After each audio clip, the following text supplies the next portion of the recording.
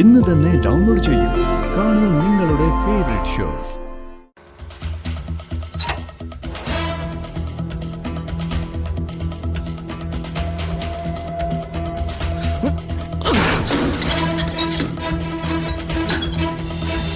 കഴിഞ്ഞ ദിവസം കൂടിയ മീറ്റിംഗിലാ ഇങ്ങനെയൊരു തീരുമാനം എടുത്തത്.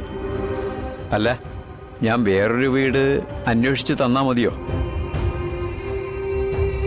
എന്നാലും അതിനും ഒരു 2-3 ദിവസം പിടിക്കും.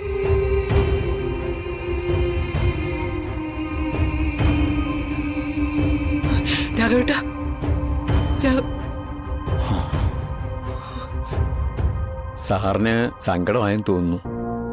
ഇവിടെ താമസം ഒരുക്കിയിട്ടുണ്ടല്ലോ എന്നുള്ള പ്രതീക്ഷയിലാ വന്നത്. പക്ഷെ ഇപ്പൊ അങ്ങനെ പറഞ്ഞപ്പോ എന്നെ കൊണ്ട് ചെയ്യാൻ പറ്റുന്ന രീതിയിലൊക്കെ ഞാൻ ശ്രമിച്ചു. പക്ഷെ നടക്കില്ല. പിന്നെ നമ്മൾ അതിന്റെ പിന്നാലെ നടന്നിട്ട് കാര്യമില്ലല്ലോ. എന്നാ ശരി, നടക്കില്ലെങ്കിൽ പിന്നെയും പിന്നെയും പറഞ്ഞിട്ട് കാര്യമില്ലല്ലോ.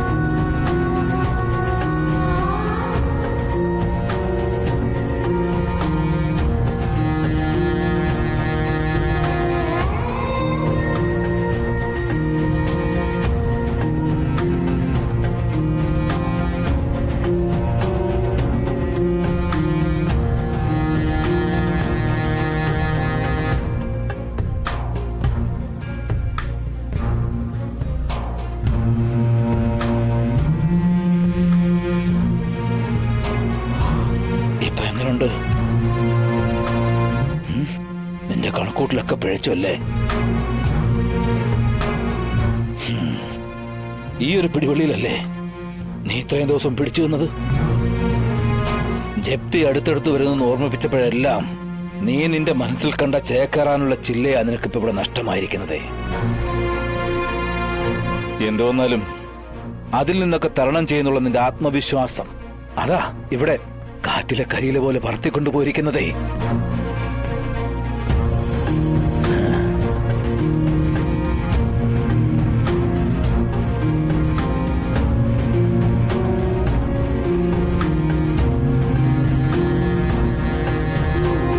ഭാമേ, ഇനിയെങ്കിലും നീ മറ്റുള്ളവർ പറയുന്നൊന്ന് കേക്ക്.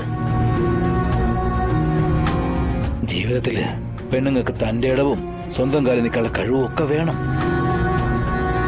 പക്ഷേ അതിങ്ങനെ അബദ്ധങ്ങളിൽ ചെന്ന് ചാടാനുള്ള വഴിയാവരുത്. രാഘവേട്ടൻ പറ, ഇനി നമ്മൾ എന്താ ചെയ്യണ്ടേ? എനിക്ക് അറിഞ്ഞൂടെ ഭാമേ. ഇതുവരെ തേര് തെളിച്ച നീയല്ലേ? എന്നോട് അഭിപ്രായം ചോദിച്ചിട്ടല്ലല്ലോ ഇവിടെ ഇങ്ങനെ ഒന്ന് താമസിക്കാൻ പദ്ധതി ഇട്ടത്. നമ്മുടെ മകനോടെ ഇതേക്കുറിച്ച് ഒരു വാക്ക് പോലും പറഞ്ഞിട്ടില്ലല്ലോ. പിന്നെ ഞാനെന്തിനാ ഇതിനിപ്പോ ഇങ്ങനെ മറുപടി കൊണ്ടുതരുന്നേ? ഇവിടെ ഇങ്ങനെ ഒരു തടസ്സം വരുമെന്ന് ഞാൻ അറിഞ്ഞില്ല.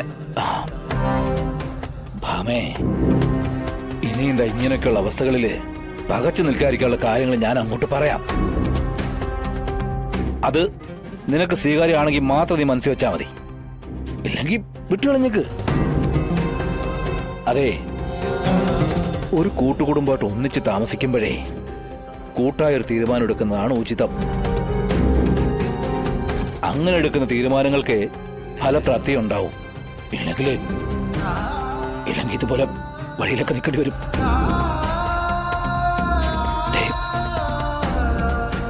എന്തെങ്കിലും ഒരു തീരുമാനം ഉടനെ ഉണ്ടാവണം.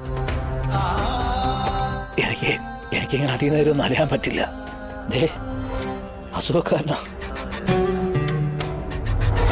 എന്റെ അനുസരണ കിട്ടുന്ന കൈയും കാലമൊന്നും അല്ല എനിക്കുള്ളത്. അതുകൊണ്ട് എടുക്കുന്ന തീരുമാനം എന്തായാലും എത്രയും വേഗം വേണം.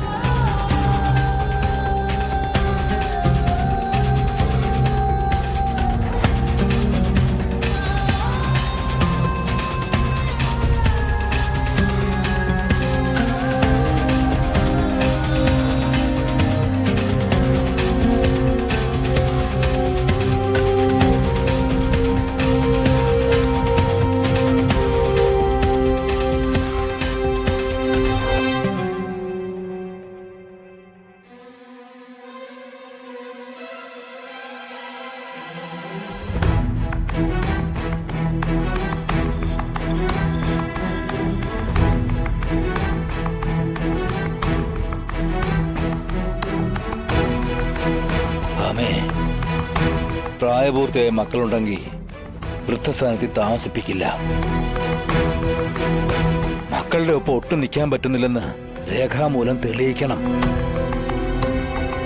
അതിന് മക്കള് മാതാപിതാക്കളെ ക്രൂരമായിട്ട് ഉപദ്രവിക്കുന്നവരായിരിക്കണം.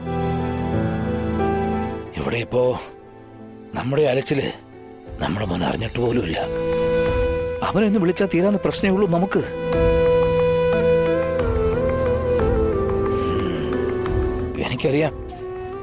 എനിക്കറിയാം നീ വിളിക്കില്ല. കാരണേ നിന്റെ ഉള്ളിലെ ശാലിനോടുള്ള ദേഷ്യം നമ്മുടെ മോനോടുകൂടി വന്നു തുടങ്ങി. അത് മാറണം ഭാമേ. അത് മാറിയാലേ നീ നന്നാവൂ. ഭാമേ, തീരുമാനമെടുക്ക്. എന്നെ അധികമൊന്നും ബുദ്ധിമുട്ടിക്കരുത്. എല്ലാം നീയായിട്ട് വരുത്തിച്ചല്ലേ.